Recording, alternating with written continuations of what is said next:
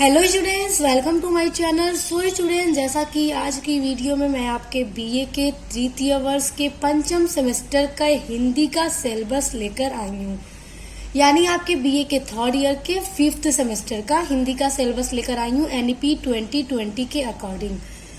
तो स्टूडेंट्स देखिए, अभी तक आपने अपने बीए के first semester, second semester, third and fourth semester में जो भी सब्जेक्ट पढ़े हैं, क्योंकि एक सब्जेक्ट तो होता नहीं है, बहुत सारे सब्जेक्ट होते हैं और हर स्टूडेंट्स ने जो भी सब्जेक्ट पढ़ा है अभी तक अपने फोर्थ सेमेस्टर तक, तो आपने हर सेमेस्टर के हर एक सब्जेक्ट में एक एक पेपर दिया है और आपने हर सब्जेक्ट के अंदर एक सिलेबस पढ़ा है और एक सिलेबस के अंदर 8 यूनिट्स होती थी और आपने 8 यूनिट्स पढ़ के हर एक सब्जेक्ट का एक एक पेपर दिया है।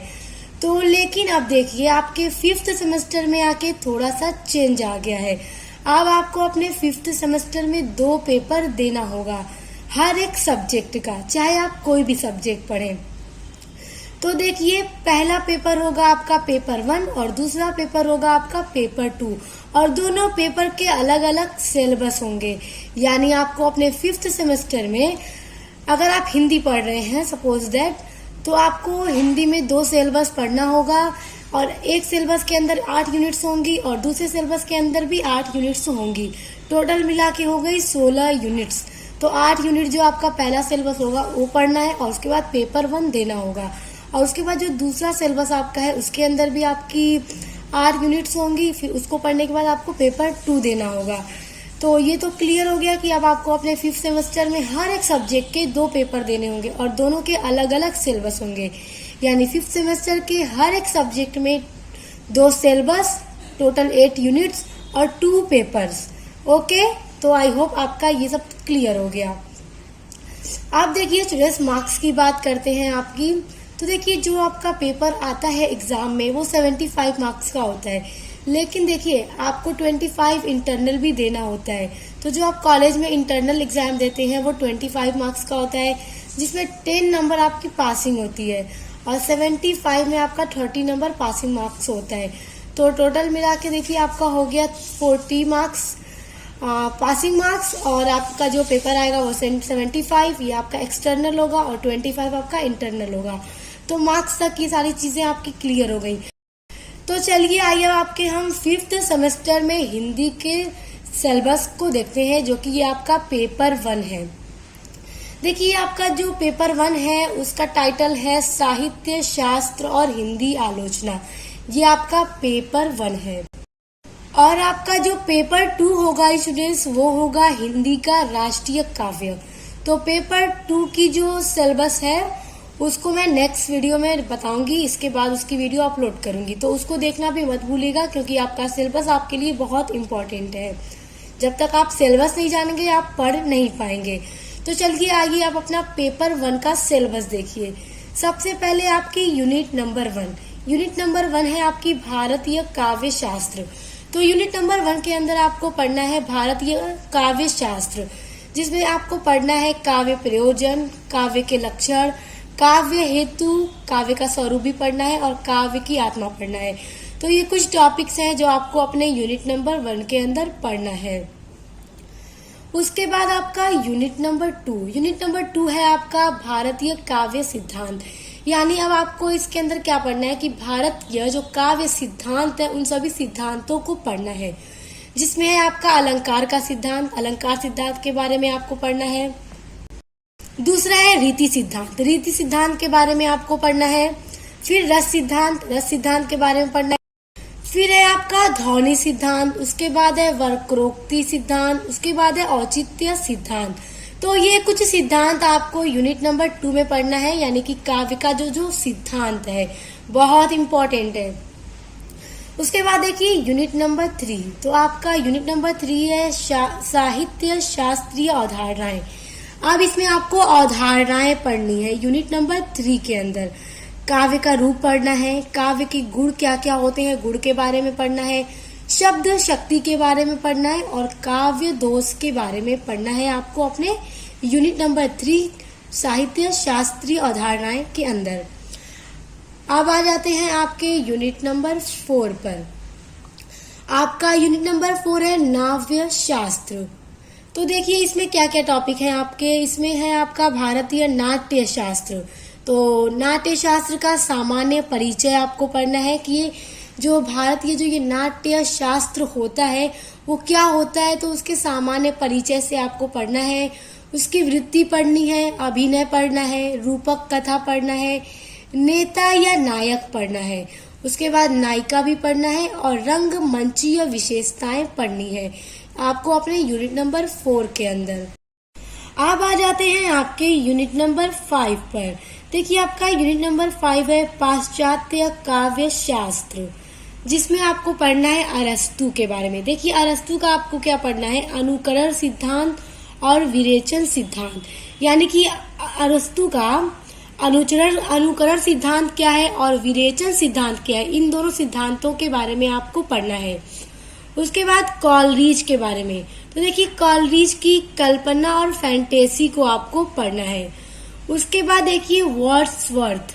तो वर्ड्सवर्थ से आप लोग परिचित होंगे, जो भी स्टूडेंट्स अपने बीए के सेकेंड सेमेस्टर में इंग्लिश लिटरेचर पढ़े होंगे तो वर्ड्सवर्थ की एक पोएम भी आप लोगों ने पढ़ी होगी, the world is too much with us. तो देखिए वर्ड्सवर्थ का काव्य भाषा का सिद्धांत आपको पढ़ना है यूनिट नंबर 5 में कि इनकी काव्य भाषा का क्या सिद्धांत है। उसके बाद है रिचर्ड्स का संप्रेषण सिद्धांत। तो रिचर्ड्स का संप्रेषण सिद्धांत क्या है, उस सिद्धांत को पढ़ना है। उसके बाद टीएस इलियट। स्टूडेंट्स देखिए ये बात याद रखिएगा कि ये जो आप लोग वर्ड्सवर्थ देख रहे हैं, रिचर्ड्स देख रहे हैं, टीएस इलियट देख रहे हैं, ये सभी कवि हैं। तो इन कवि का अलग अलग जो इन्होंने सिद्धांत दिया है उन सिद्धांत को आपको पढ़ना है यूनिट नंबर 5 में। तो देखिए टीएस इलियट भी आपने पढ़ा होगा अपने सेकेंड सेमेस्टर के इंग्लिश लिटरेचर में, इनसे भी आप लोग परिचित होंगे। तो टीएस इलियट का आपको पढ़ना है निर्वैयक्तिकता का सिद्धांत। तो इन सभी कवि के अलग अलग सिद्धांत हैं, तो आपको अपने यूनिट नंबर 5 में पढ़ना है। अब आ जाते हैं आपके यूनिट नंबर 6 पर। यूनिट नंबर 6 है आपका हिंदी आलोचना का इतिहास तथा सैद्धांतिकी, जिसमें आपको पढ़ना है हिंदी आलोचना का विकास, कि हिंदी आलोचना का विकास कैसे हुआ उसके बारे में पढ़ना है। सैद्धांतिक आलोचना के बारे में पढ़ना है, स्वच्छंदतावादी आलोचना के बारे में पढ़ना है, मार्क्सवादी आलोचना को भी पढ़ना है। उसके बाद है मनोविश्लेषणवादी आलोचना। तो ये कुछ अलग अलग आलोचना है, इन सभी को आपको पढ़ना है अपने यूनिट नंबर 6 के अंदर। तो अब देखिए अपना यूनिट नंबर 7 समीक्षा की विचारधाराएं। इसमें आपको पढ़ना है नई समीक्षा के बारे में, नवशास्त्रवाद के बारे में पढ़ना है, यथार्थवाद के बारे में भी पढ़ना है। उसके बाद आपको पढ़ना है अभिजात्यवाद और नव्य अभिजात्यवाद के बारे में। फिर पढ़ना है कलावाद के बारे में, बिंबवाद, प्रतीकवाद, ये सभी अलग अलग वादों के बारे में आपको पढ़ना है। संरचनावाद तथा उत्तर संरचनावाद, ये भी आपको पढ़ना है यूनिट नंबर 7 में। और उसके बाद है विखंडन। ये इतने टॉपिक्स आपको अपने यूनिट नंबर 7 समीक्षा की विचारधाराओं में पढ़ना है। अब आ जाते हैं आपके पेपर 1 की लास्ट यूनिट नंबर 8 पर, जो है आलोचक एवं आलोचना दृष्टि। अब देखिए इसमें आपको क्या पढ़ना है, रामचंद्र शुक्ल, ये कवि, इनके बारे में पढ़ा है। काव्य में लोक मंगल, यानी कि रामचंद्र शुक्ल की काव्य में लोक मंगल को आपको पढ़ना है। प्रेमचंद्र का आपको पढ़ना है साहित्य का उद्देश्य। प्रसाद यानी जयशंकर प्रसाद का आपको पढ़ना है छायावाद और यथार्थवाद। उसके पढ़ना है आपको हजारी प्रसाद द्विवेदी का आधुनिक साहित्य और नई मान्यताएं। ध्यान दीजिएगा ये सब अलग अलग कवि हैं, इन सभी कवियों का आपको पढ़ना है। उसके बाद डॉक्टर नगेंद्र का आपको पढ़ना है मेरी साहित्यिक मान्यताएं। उसके बाद देखिए अगला है राम विलास शर्मा का आपको पढ़ना है तुलसी साहित्य में सामंत विरोधी मूल्य, ये आपको पढ़ना है। उसके बाद आपको पढ़ना है मानवर सिंह का कहानी नई और पुरानी, ये आपको पढ़ना है। उसके बाद अगला है मुक्ति बोध, नई कविता का आत्म संघर्ष, ये इतने टॉपिक्स आपको अपने यूनिट नंबर 8 में पढ़ना है। तो स्टूडेंट्स देखिए आई होप कि आपको अपने हिंदी के पेपर 1 की ये 8 यूनिट्स बहुत अच्छे से समझ में आ गई होंगी कि आपको क्या क्या चीजें पढ़नी है। तो बहुत अच्छे से ध्यान से लगन के साथ पढ़ना स्टार्ट कर दीजिए। ये मत सोचिएगा कि एग्जाम के 2-3 रोज पहले से बैठेंगे पढ़ाई करना और पूरा सिलेबस खत्म कर लेंगे, तो इस तरह से आप कभी भी अच्छे एग्जाम नहीं दे पाएंगे और अच्छे मार्क्स नहीं ला सकेंगे। स्टार्ट से पढ़ना स्टार्ट कर दीजिए, क्योंकि आपकी जो यूनिट्स हैं काफी लंबी लंबी हैं और अब आपको एक पेपर नहीं 2-2 पेपर हर एक सब्जेक्ट के देने हैं 5th सेमेस्टर में आकर के। तो पढ़ना स्टार्ट कर दीजिए लगन के साथ। और आपका पेपर 1 का सिलेबस डिस्कस हो गया है। और देखिए जो आपके 5th सेमेस्टर का हिंदी का पेपर 2 का सिलेबस है, उसका टाइटल है हिंदी का राष्ट्रीय काव्य। तो उसका सिलेबस मैं नेक्स्ट वीडियो में लेकर आऊंगी, आपके साथ उसको डिस्कस करूंगी।